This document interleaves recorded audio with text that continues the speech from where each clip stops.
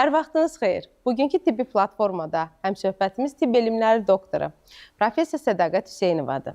İnsanların sağlamlıqlarının qorunması üçün məlumatın olması zəruridir.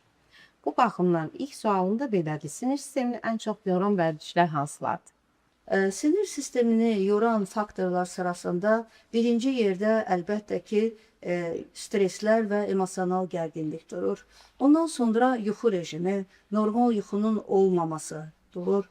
Bununla yanaşı həm də sinir sistemini yoran faktorlar sırasında zərərli vərdişlərin olması, ondan sonra alkoqoldan, tütündən istifadə etmə, energetik içkilərdən izafi istifadə etmə kimi hallar da durur. Qeyd etdiyim kimi fiziki aktivliyin məhdud olması da sinir sistemini yoran əsas amillərdən biridir və qidalanmanın düzgün olmaması da sinir sisteminə mənfi təsir göstərir və bunun nəticəsində insanda yorğunluq, əsəbilik, gərginlik, depressiv hal yarana bilir. Stres və təşviş sinir sistemində hansı dəyişikliklərə yol açır? Sinir sisteminə ən güclü təsir göstərən amillərdən biri stresdir. Streslər zamanı orqanizmdə stres hormonları, kortizol və adrenalinin miqdarı artır. Evet. Bu da sinir sistemini, beyin qabığını izafi oyadır, stimullaşdırır və insanı sanki bir döyüşə hazır vəziyyətə gətirir orqanizmi. Bunun da nəticəsində müxtəlif sistemlərdə, qan dövranında, beynin fəaliyyətində, ürəyin fəaliyyətində, sinir sisteminin özünün fəaliyyətində mənfi dəyişikliklər yaranır. Nəticəsi də o olur ki, insanda biz nevrozlar deyirik. Evet. Nevroza bənzər hallar yaranır. Nevroz təşviş, qorxu, ağır hallarda isə panik atak və depressiya yarana bilir. Ona görə stresin gün ərzində düzgün tənzimlənməsi, onun qarşısını almaq üçün müəyyən demək psixoterapevtik özünə tənqinin istifadəsi, lazım gəldikdə mütəxəssisin yardımına müraciət etmək bunu məmnuniyyət kəsb edir. Professor, sizinlə həmsöhbət olmaq həqiqətən çox maraqlıdır. Həm eyni zamanda öyrənirik, həm də eyni zamanda bildiklərimizi təkrar edirik və yeni mövzulara daha da aydın və ətraflı məlumat almış oluruq. Ən çox da rast gəlinən panik atağı, nevroloji problemlə arasındakı fərqi istərdim izah edəsiniz. Bir sıra patoloji durumlar var ki, onlar nevrologiyanın, psixiatriyanın və psixologiyanın təmasında yerləşir. Belə hallardan biri də panik ataklardır. Panik atak nədir? Birdən-birə insana həyəcan, qorxu gəlir, ürək döyüntülərin sayı artır, təzyiq qalxır və insanda bir qorxu yaranır. Bunun nəticəsində insan qorxduqca arterial təzyiqin yüksəlməsi, ürək döyüntülərinin artması baş verir və bu durum getdikcə gərginləşir. Və belə hal xəstələrdə təxminən 5, 10, 20 dəqiqəyə qədər davam edir. Həyat üçün qorxulu bir hal deyil. Lakin bir çox hallarda o qorxulu xəstəliklərin ilkin əlaməti kimi bilir. Məsəl üçün, epilepsiya xəstəliyində, aura şəklində o özünü göstərə bilər.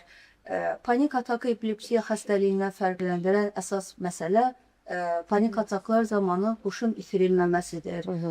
Ondan başqa ürək xəstəliklərində, miokard infarktı zamanı, ondan sonra miqren xəstəliyinin aurası zamanı biz panik ataka bənzər hallar görə bilərik.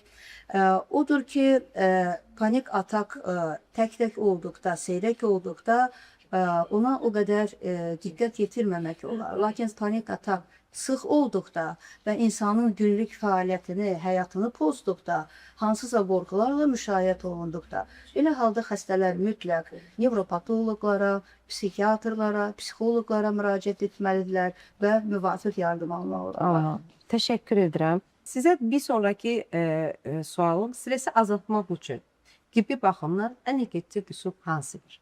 Bu məsələyə biz diqqət yetirdikdə, əlbəttə, önə çıxan günlük rejimin düzgün qurulması olur.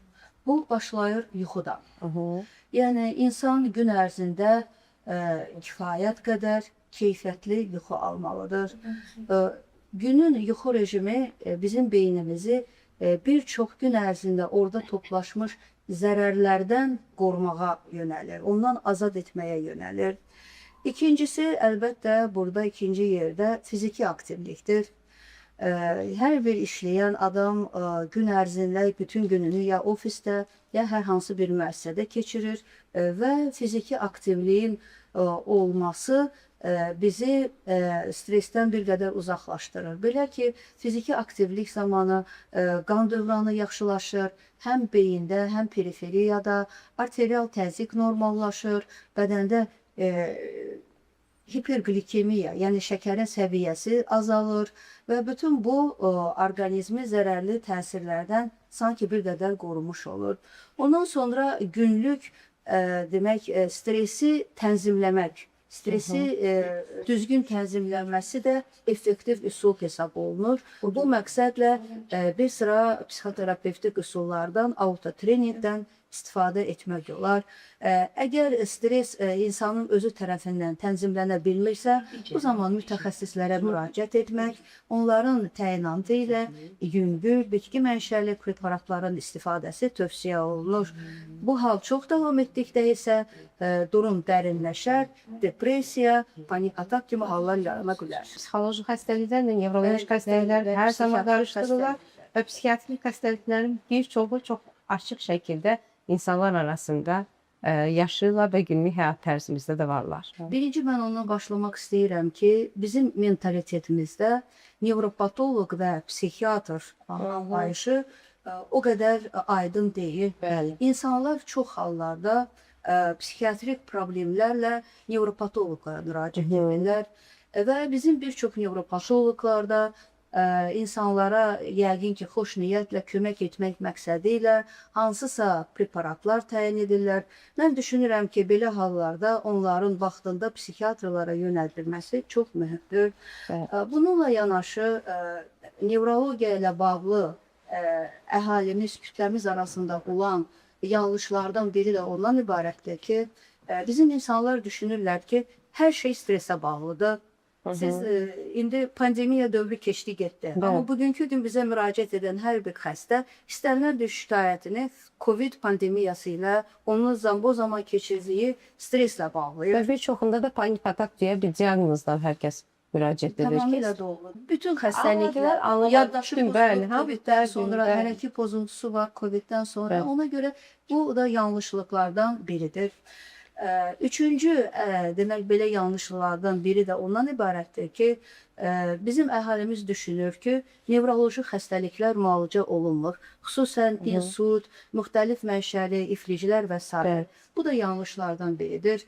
Bugünkü gün tibbin inkişafı, nevrologiyanın inkişafı bizi elə həddə çatdırıb ki, hətta insultlardan sonra da vaxtında düzgün yerinə yetirilmiş tədbirlər insanları əlillikdən qoruyur və beynin neyroplastiklik qabiliyyəti bir çox sinir xəstəliklərini bərpa edəndir.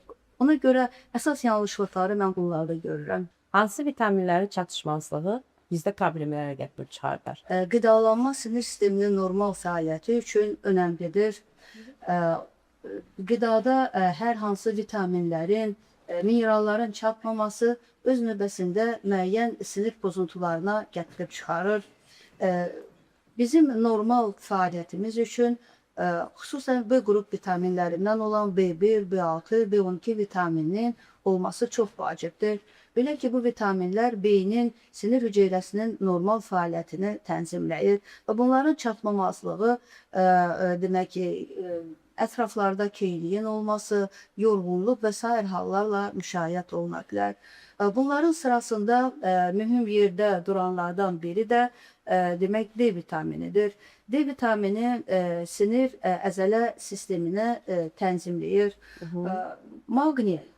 Maqnezium mineralının çatmamazlığı da orqanizmdə özünü yorğunluq, əsəbilik kimi hallarla göstərir.